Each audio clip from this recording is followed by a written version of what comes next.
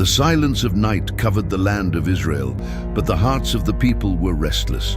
For 40 years, the Philistines had ruled with an iron fist, crushing any hope of freedom. Where was God? Why hadn't he sent a deliverer? Little did they know that, in a humble home, something extraordinary was about to happen. In a small village, a woman lived her own silent struggle. Barren, childless, she carried the weight of emptiness, while the years passed without an answer. Until, on an ordinary day, something extraordinary happened. Without warning, an angel of the Lord appeared before her. His presence radiated light and power, but his words would change everything. "You are barren and have never had children," said the heavenly messenger, "but you will conceive and give birth to a son." Shock overcame her. A son? Impossible. But the angel continued, and his words brought more than hope. They brought a mission. "This child will be a Nazirite from the womb. He must not drink wine or cut his hair, for he will be consecrated to God to deliver Israel from the Philistines." She ran to tell her husband Manoah, but Manoah, overcome with doubt, prayed, "Lord, send your angel again to teach us how to raise this son." God heard. The angel returned, reaffirming the greatness of that birth. Manoah, overcome with fear, asked, "What is your name?" The angel answered with a mystery, "My name is Wonderful." They prepared a sacrifice, and when the fire rose, the angel ascended with the flames, disappearing before their eyes. Manoah fell to his knees, overcome with fear. "We have seen God. We are going to die." But his wife, with unshakable faith, answered, "If the Lord wanted to kill us, he would not have accepted our offering or revealed these things to us." And so, the promise was fulfilled. The boy was born and was named Samson, and the Spirit of the Lord began to act in him. The destiny of Israel was about to change, and Samson's name would echo forever in history. After all, God always raises up a deliverer, even in the darkest moments. From the moment he was born, Samson carried a mystery. He was no ordinary man. His strength did not come from training, weapons, or armies, but from something much greater, the Spirit of the Lord. Stories of his strength became legends among the Israelites and nightmares for the Philistines. With his bare hands, he killed a lion as if it were a young goat. No warrior dared face him alone. When the Philistines thought they had captured him, tied him with new ropes, Samson simply stretched out his arms, and the bonds came undone like burning threads. One day, alone and surrounded by 1,000 enemy soldiers, Samson had no sword, shield, or armor, only a donkey jawbone found on the ground. But in his hands, it became a deadly weapon. In a fierce battle, he defeated 1,000 Philistine warriors, leaving the battlefield covered in his enemies. His strength was a divine gift, but also a burden. Chosen by God, he possessed extraordinary strength, but his heart did not always follow the path of wisdom. One day, he saw a woman in Timnah among the Philistines and wanted to take her as his wife. His parents tried to stop him. How could he, an Israelite, join the enemy people? But Samson insisted. He did not know it, but that choice would lead him into a dangerous game where love and betrayal would go hand in hand. On the way to the wedding, a lion attacked Samson. With his own hands, he tore it in half as if it were a simple lamb. Days later, when passing by the same place, he saw that there was a honeycomb in the animal's corpse. He took the honey and went on his way without telling anyone. During the wedding, amidst parties and banquets, Samson posed a riddle to the 30 young Philistines present. From the eater came food, and from the strong came sweetness. If they guessed correctly, he would give them 30 tunics. If they failed, they would be the ones to pay him the debt. The Philistines did not know the answer and, enraged, pressed Samson's wife. "Convince him to reveal the riddle, or we will kill you and your family." Fearing for her life, the woman wept and begged until Samson relented. Thus, betrayed by his own wife, he watched the Philistines answer his riddle. Filled with rage, he set out and killed 30 men to pay off the bet. Upon returning, he discovered that his wife had been given to another man. Samson would learn the hard way that trusting one's enemies can cost him dearly. Betrayal came at a price, and the Philistines were about to discover what it meant to anger a man chosen by God. Samson returned to Timnah hoping to get his wife back, but when he arrived, he was greeted with words that set his soul on fire. She has been given to another man, his own friend. It was as if a cold blade had been pierced through his chest. Wasn't the humiliation enough? Wasn't the betrayal enough? Now they had even stripped him of the right to fight for what was his. The Philistines thought of Samson as just a warrior, a man of muscle and brute strength. But they forgot that he was also a man of cunning. He would not wield a sword. He would not shed blood this time. He would destroy them with fire. Samson set out into the field, his mind racing with a plan as bold as it was devastating. He hunted down 300 foxes, agile and ferocious. Patiently, he tied them in pairs by their tails and tied flaming torches between them. Then, with a cold look, he released them into the Philistines' grain fields. Chaos ensued. The flames spread as if the sky itself had spewed fire onto the earth. Vineyards and olive groves, fields that had sustained an empire, turned to ash before the terrified eyes of the Philistines. They screamed, they ran, they tried to contain the flames, but it was too late. Samson's vengeance danced on the wind like a fiery storm. Furious, the Philistines sought revenge, and in their brutality, they killed the woman Samson had loved. But instead of quenching his thirst for revenge, they only fanned an even greater fire within him. Samson looked out over the burning horizon and knew this was far from over. He had been betrayed by his own people, handed over bound to the Philistines. The enemy mob was closing in, eager to capture the man who had terrorized them. Soldiers laughed, believing they had finally defeated Israel's most feared enemy. But the Philistines did not know that a man chosen by God is never truly alone. The moment they came to arrest him, something happened. The Spirit of the Lord descended upon Samson like an invisible fire. The thick ropes that bound him disintegrated like straw. His body, once bound, was now free. The Philistines faltered. Samson looked around. No sword, no shield, just a battlefield about to be stained with blood. Then he saw it. On the ground, forgotten, lay the jawbone of a donkey, an unlikely weapon, an insignificant tool. But in Samson's hands, it became the instrument of God's wrath. With a war cry that echoed through the valleys, he charged. The first Philistine fell without even realizing what had hit him.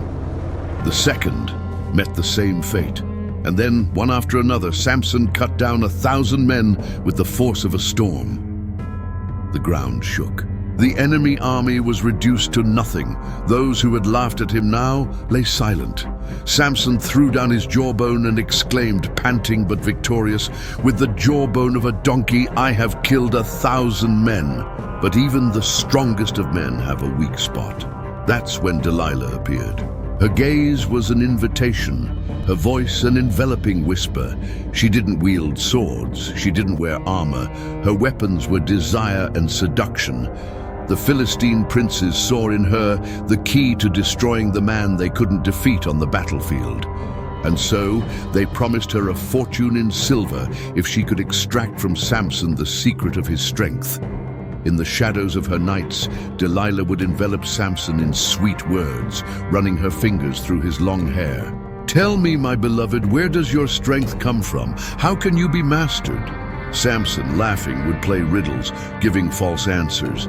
But Delilah wouldn't give up. Once, twice, 3 times. She wept.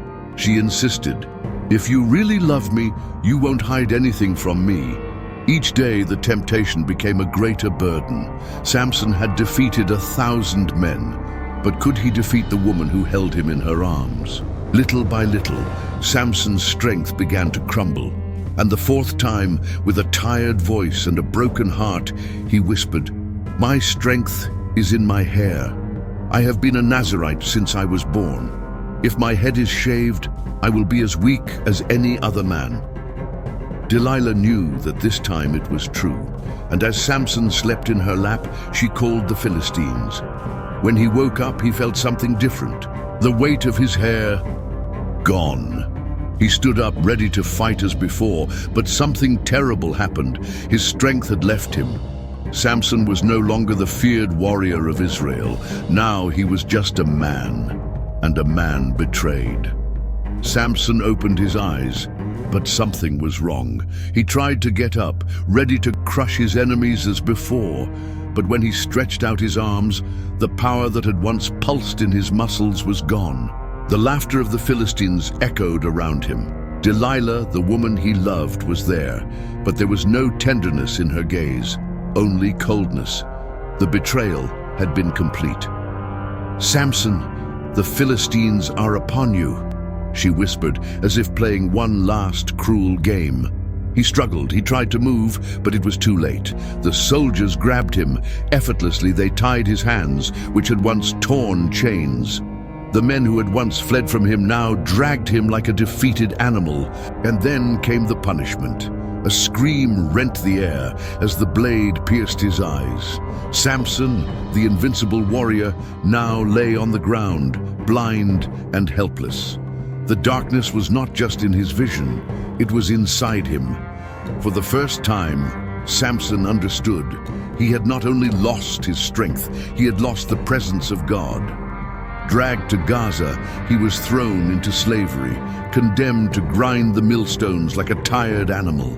The same Philistines he had once terrorized now spat in his face. The days passed. Humiliation became his new reality. But while the Philistines laughed, something else quietly happened. Samson's hair, the symbol of his covenant with God, began to grow back. And with each new strand, something inside him grew stronger. Samson had fallen. But his story was not over yet. Darkness was all Samson knew now. The days of glory were gone. He, who had once been the terror of the Philistines, was now just a blind prisoner, chained and humiliated. Their false god. Leaders, princes, and thousands of people gathered to celebrate. It was a day of triumph for the Philistines. The wine flowed, the laughter echoed, and then someone had an idea. "Bring Samson!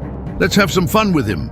The soldiers pulled him from his dark cell, dragging him through the corridors of the temple. He felt the cold stones under his bare feet, heard the insults, the shouts, the jeers. When they put him before the crowd, the mockery began. They spat on him, they pushed him, they ridiculed him. "Where is your strength now, Samson? Where is the God of Israel?" The laughter was deafening, but while the crowd saw him as a broken toy, something inside Samson was changing.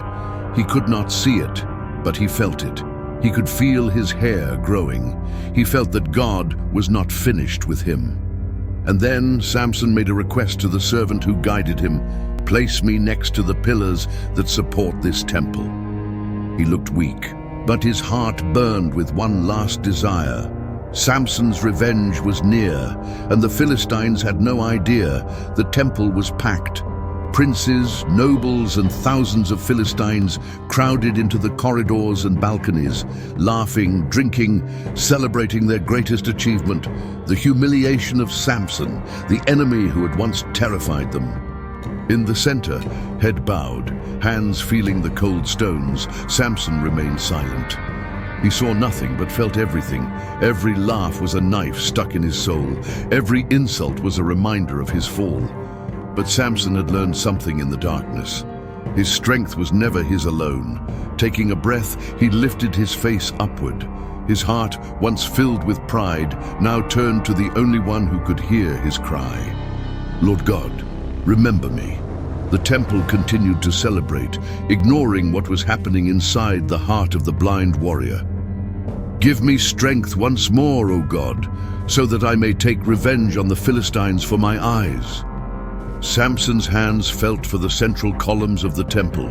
There was the weak point of the construction. He planted his feet on the ground, felt the weight of the structure, and with a last breath, murmured, "May I die with the Philistines." Then he pushed. For a moment it seemed that nothing would happen. But then the columns began to shake. A cracking sound ran through the temple. The stones creaked. The cries of celebration turned to screams of terror. The roof collapsed. The dust rose like a blanket of destruction, and the temple collapsed on everyone who was there. Samson fell with his enemies, but that day he killed more Philistines in his death than he had in his entire life. With one last act of strength, he tore down the Philistine temple, bringing justice to his people and restoring his mission. Even in his death, Samson was victorious. And what can we learn from his story? Strength without wisdom leads to destruction. Samson had power, but he did not know how to use it wisely. Obedience to God is more important than any gift. Samson trusted in his abilities, but he only truly won when he trusted in the Lord. God uses even our failures to accomplish his purposes. Samson made mistakes, suffered the consequences, but God restored him in the final moment. Samson teaches us that no matter how many times we fall, if we turn to God, he can still lift us up to something much greater.